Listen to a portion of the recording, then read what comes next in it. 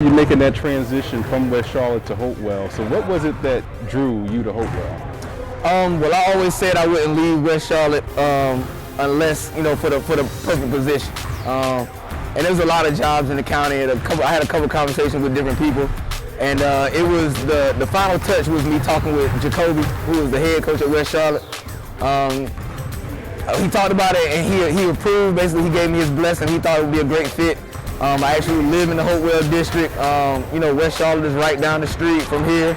It's in the IMEC conference, which is I think is the toughest conference in the state. And it was just a perfect fit. If you're gonna leave West Charlotte, it has to be for the perfect fit. And I felt Hopewell had the type of player that I wanted to coach, the type of community that I wanted to be in, academically and athletically. And it's Huntersville, North Carolina. So you got Huntersville behind you. It's one of the only schools in Huntersville, and you got Huntersville behind you. So obviously you were part of that staff that went to the state championship a couple years ago with Patrick Williams. Yep. So what is a part of that culture are you going to bring here to Hopewell to bring it that same success? Oh, that's a great question, man. The culture at West Charlotte is really family oriented, about loyalty. So what I look to bring over here is that same culture. We want to build a family atmosphere, let the kids know, that if there's anything you need, I got you. And what I learned over there is, like you said, the kids don't care how much you know until they know how much you care. So we just want to bring that atmosphere over here, a winning culture. I think I know what it takes to win, and we just got to put the time and the work in. So I don't want kids that play basketball. I want basketball players, and that's what we're trying to build over here. What are your individual team goals for this particular year?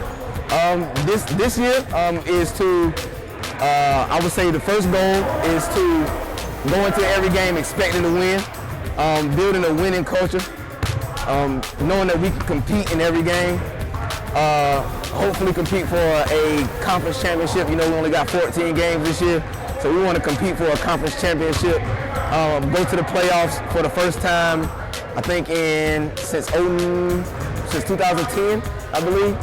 No, we've been to the playoffs since then, but since 2014.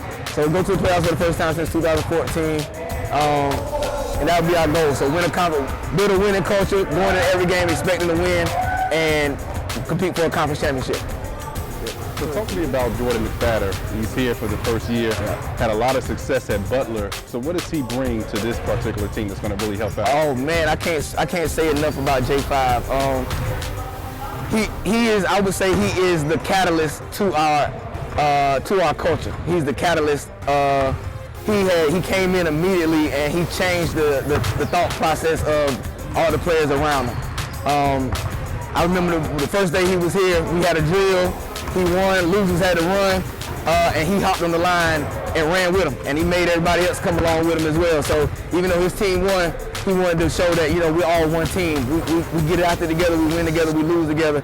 And I remember the day and the time that it happened, and I thought he has a chance to change this whole culture around. But I can't say enough about J5. He hit the winning game shot last night, and he's just a leader. He's a bona fide leader. And if any college coaches are looking for a bona fide leader, a dog, somebody's gonna give it all every day, a floor general, come right here to Huntersville, Batesford Road. I got one for you. How important was it just to get that win under your belt to start this program out right? Very important, very important. We talked about nobody believed, the only people that believed that we could win were in the gym with us right then. So we just wanted to go out and show people that we could first compete and then that we could pull out a win. I think last year, those guys, the returning guys, they lost about 5 or 6 games by 4 points or less. So it was all about, we knew it was going to be a fight. We knew it was going to be a defensive battle because Huff is always a great defensive team. And it was about just going out, competing, and then when it came down to it, let's pull it out and let's win the game. But getting that first win, we got the monkey off our back. Now we can just focus on what's next and putting ourselves in a position to do it again.